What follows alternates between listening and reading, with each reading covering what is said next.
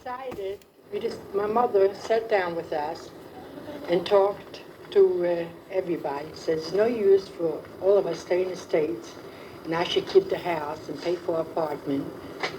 I would like for you to go to the States. In the meantime, your visas will be good. Mine will not expire, I'm sure. We will try to come out in time before it expires. And Albert and I and Evelyn will stay over Grandma Sussie's. Because she had a big house, and there was a lot of help that she could have gotten there from my father's sisters. Toby was home. Ma never lived there. They still lived home? No, yeah, they lived home. They had a big house. They each had like bedrooms with a tremendous dining room that everybody ate together. That's the way it was. Like you see sometimes on the Walton show. That's what it was. When the children got married, they each lived home. With their family? Yeah, with their families. Yeah, that's what it was. Where did she get such a big house from? It was a tremendous house that she owned. There was like a bit of garden all around, It was right across from where the barracks, from the army barracks. Was she considered wealthy? She was making a very nice living. The children all worked with her. Okay, so you had to go yourself to the States. So, how did you feel?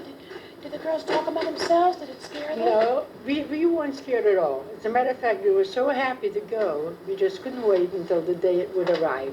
There were two young children, not young children, I wouldn't say they were young, right in our city. Their mother was in the States here, and they traveled. They decided, they found that if we were going, they were going to travel with us. How old were they?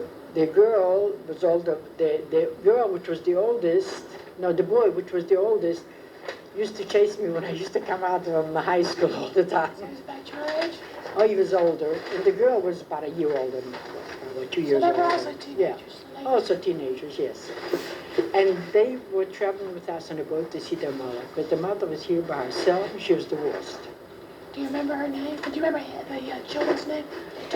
Sure. The children's names were, just a minute, let's stop for a second, let me think. So we didn't think about it, that it could be dangerous, or we were so sure that my father will be there and my mother will come in time to see us, and we just didn't think of anything. But you had to we just looked forward. Across Europe first. Yes. Oh, we had to go to France. I guess it was like a great adventure. Yeah, we had to go to France. But you weren't babies. I mean, no, Gene and we weren't no Celia were in babies. their 20s. Of course. We weren't babies.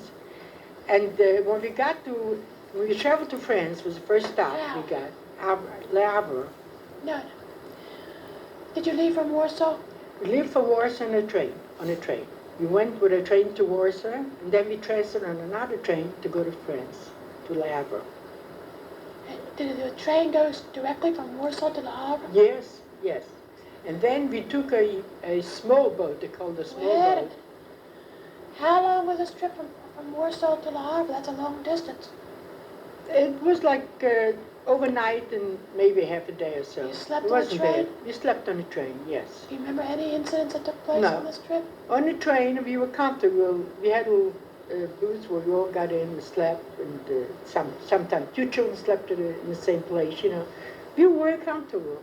We didn't think of anything. We were just so excited. Who did Paul stay with? Paul stayed along with us. We wouldn't leave him alone. Who did he sleep with? What did he sleep with? He had a cot in the place there, where the sleeping room was. He didn't stay with Mato? No. He and the two boys? He and the sister were in another little room, it's a passage room. It's like the trains have.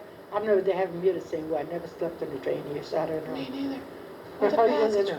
Well, they have like with the curtain light, Yes, that's like a Pullman. Yeah, a Pullman car. Oh, yeah. And they slept in a separate place, Max and Vinny. And food, we took along a lot of food. My mother made sure she gave us a lot of food till we get to France. Did you buy food on the train like that? No, because we were kosher, we didn't want to eat anything. Were you kosher? Oh, yes, everybody. So we got to Le Havre, France. So that's when we saw the boat. It looked like a tremendous boat. I thought this boat was going to take us to the United States. But I said, no, this is a boat you're traveling for 3 days. To where? We went to, Calais? we were close to, that was where when we, Ile-de-France, we took on the other side of Summers. We traveled for 3 days in that boat to get to the big one. But where did you go to? To another part of France? They're not a part of France, it was somewhere. You sure it wasn't Calais? I think you once told me it was Calais. We Isn't Le took- Havre in North France? Yeah, And I think Calais is in southern France. probably. We went there and we picked up the boat and we traveled for 6 days. It took us to the United States. And it was bigger than this boat. Oh, God. Well, you had never been on a real ship before. These are not boats, by the no, way. never been in. These are These are ships. That's right. You don't call them boats, they're ships. When But we got because you to, had never seen a ship before that when first we ship. got to the first ship, and of course the women were divided from the men because we had to take showers. Where was this? I mean, And here, before you we got got off on at the the- train station. Yeah, you got on the train How'd you get station. from the train station to the harbor? Yeah, so the How women did were you get from the divided. train station to the harbor? Well, they had buses that picked us up, that took us down. Who's to- they? I mean, who was taking care The of them? people, we had tickets, don't forget. There was, we were on special tickets, and there was a committee that took us out there. Do you remember what committee this was? The committee that takes care of all the people that were going to the United States. Was There it was a special Jewish committee. group?